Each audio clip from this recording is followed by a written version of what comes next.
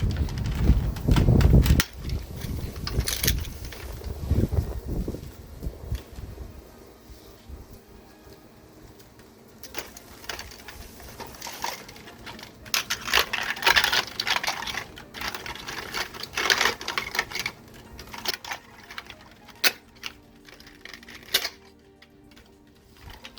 time to do some voicing, baby. Or I think you meant invoicing. What is up, everybody? How we all doing today? I hope y'all are having a wonderful Saturday, March 7th. It is an absolutely beautiful day out here today. So, as I saw in that intro, we're reviewing a blaster from Primetime Toys Dartzone. But this was a 2016 out of the Adventure Force line, and you can buy this thing at Walmart. Now, I got this blaster thrifted at Goodwill. There are tons of Goodwills around me filled with all sorts of cool blasters. That's where I get most of mine from. And this thing worked perfectly. The batteries were in there. It functioned really well. The chain indexed, and I was very happy with it. So, what do I think of it? Well, we're going to talk about that today in the review of the Dartzone Primetime Toys Adventure Force Enforcer. There are multiple blasters that look like this and function a lot like this from Dartzone. They've came out with a lot of chain-fed flywheeler blasters. They came out with the Scorpion, the Enforcer, the Dartstorm, the Boxer Pro, that's a pro level blaster, that's the most recent one, the V-Twin, the Light Command, the Titan. There is a lot of them. As you saw in the intro, the chain is completely removable, and it can also be used as a nice necklace, a nice piece of foam slinging jewelry. First of all, starting off with the ergonomics of the Enforcer. The grip is not bad at all. It's very comfortable, and it's actually kind of strange considering that it is not swept back whatsoever or slanted backwards. It is completely straight, but that does not reduce the fact that it is still very comfortable. There's nothing jutting in your hand. There's nothing that's making anything uncomfortable. You have these nice lines. There's not really any feel to textures. It's just a very nice grip. I do like it a lot, and I can get a nice purchase on it. My hands are very big, and I think this is very good for teenagers, kids, or adults alike, or anybody you hand this blaster over to. The carry handle is also very nice. It is very stable. It is not going to loosely go back or go forward. It is nice, and I do like it a lot. I don't use it a whole lot, but I still like it. For somebody who wants to use the carry handle, well, this is definitely a good option for them. If you do not really have a foregrip, but you can hold on to this, neither this inside the blaster spins, so that's not going to affect anything. I think they nailed it quite well with the ergonomics, and honestly, by the looks, it doesn't seem like it'd be too good, but it really is. But the looks and the design of the blaster, which I always get to second, I think this should be how it goes. There we go, that's more like it. But the looks and the design of the Dartzone Adventure Force Enforcer, the looks and the design of the Enforcer look really cool. It reminds me of a minigun, but slash an LMG. It reminds me of one of those things where you see in a sci-fi movie, but it works, and I really like the front on this thing. It does look admittedly goofy, but it does look very intimidating, and I'm a big fan of it. None of these are removable. As you see, this bottom piece is removable, and this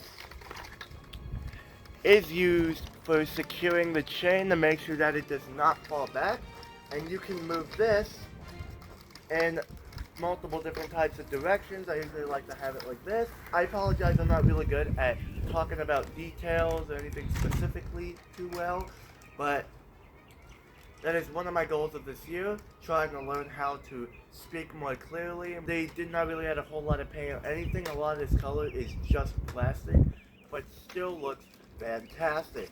You do have this Adventure Force logo on both sides.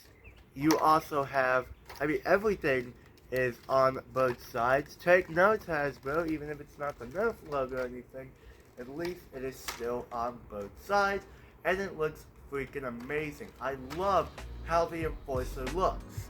The chain itself does not have any detail or anything. It's just a red chain, you know, like the X-Shot Crushers chain. I use that as an example because that has the X-Shot logo and it is translucent. This does not have any of that, but it is a functioning chain and it works well, even if it's definitely not the best looking thing ever. And putting the chain in, it's very easy. Definitely need practice at it. Gives the light machine gun / minigun vibes, and I think this would look really good for a cosplay environment. Maybe paint this thing up, make it look a little realistic, or maybe just the color scheme itself. I think it works here when it comes to a roleplay aesthetic. Make it seem like they were going for a cartoony-ish, but kind of serious looking blaster at the same time, and they did do it. What are all the features the Enforcer has to offer, and how does this thing work? Well, first of all, we gotta get into the most important part of the blaster, this chain. This is a 40 round chain, and as you can see, not every single one of these holes you can put darts in. I call these dummy ports, and what these are is they don't really serve a purpose, but you know, if you want to put the chain in a blaster without having a round actually going out first, this half of 20, and then when you get to the other side, this is 20, making the capacity 40 darts, which is quite the high capacity for a chain blaster. I mean, this will last you quite a long time considering that the rate of fire on the blaster is not very fast. And that's a good thing considering that you will last for quite a long time on the battlefield. And if you have more of these chains, which they are removable, and you've invested into this ecosystem, you can form a loadout around the Enforcer if you want to. And of course, as I keep showing and demonstrating, it is 100% removable, but these chains are not delinkable. So there we go. These chains are not delinkable. So if you, you're just gonna cause stress on the plastic, and it'll eventually break off if you really try to pry that out, if you try to take this apart, because it is not meant to be taken apart stock.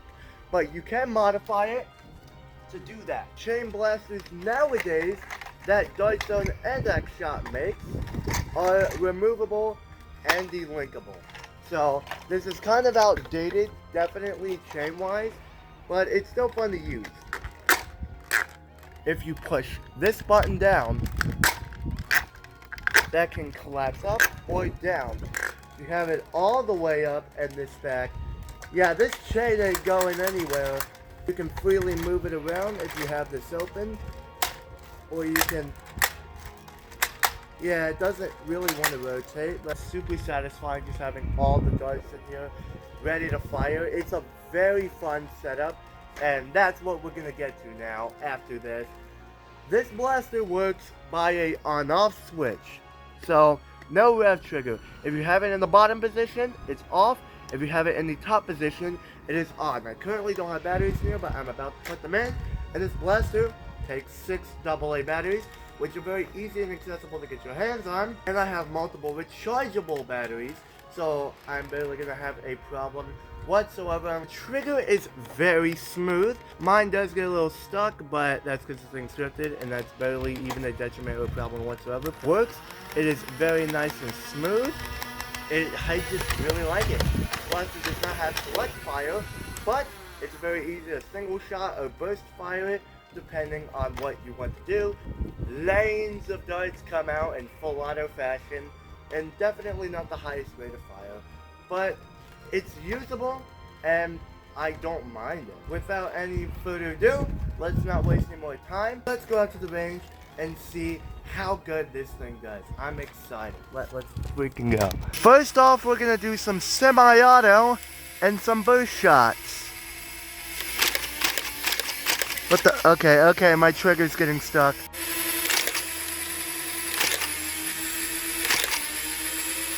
There we go.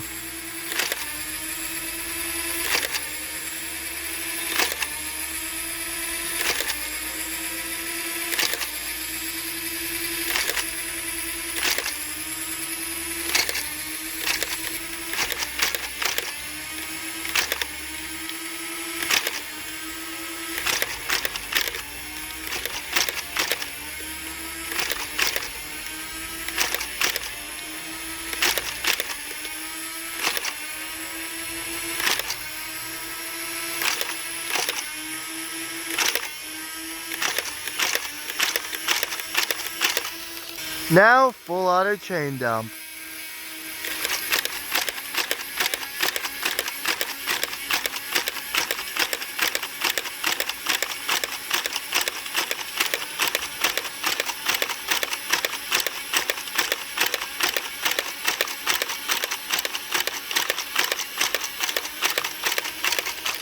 And now, let's try to go for the target. Full sweep.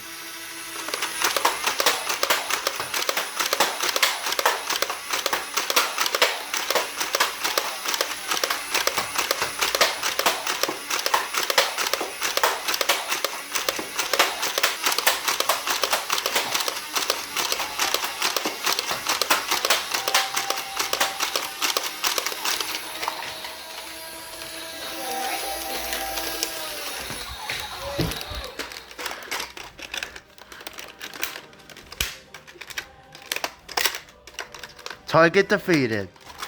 What do I think of the Adventure Force COVID Ops Primetime Toys Dartzone Enforcer? Yeah, that's a lot of words there because it's from the COVID Ops line. Well, I think it's very good. I don't think this is the best out of all of the chain-fed minigun style blasters, but the build quality is quite nice. It is a little kooky in some aspects, but the quality itself feels great.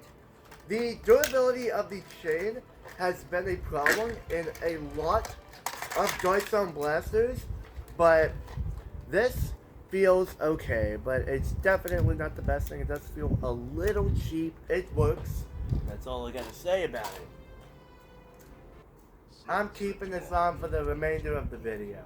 The velocities are very good. I mean, this thing came out in 2016 and it's outperformed pretty much every single blaster Nerf had by like 10, 20 FPS, about 80 to 90 FPS, sometimes 100 on a really good day. I think this probably might be one of the greatest years for foam flinging. Nerf has got the Doom Cannon, X-Shot has got a bunch of other blasters, and Dartzone.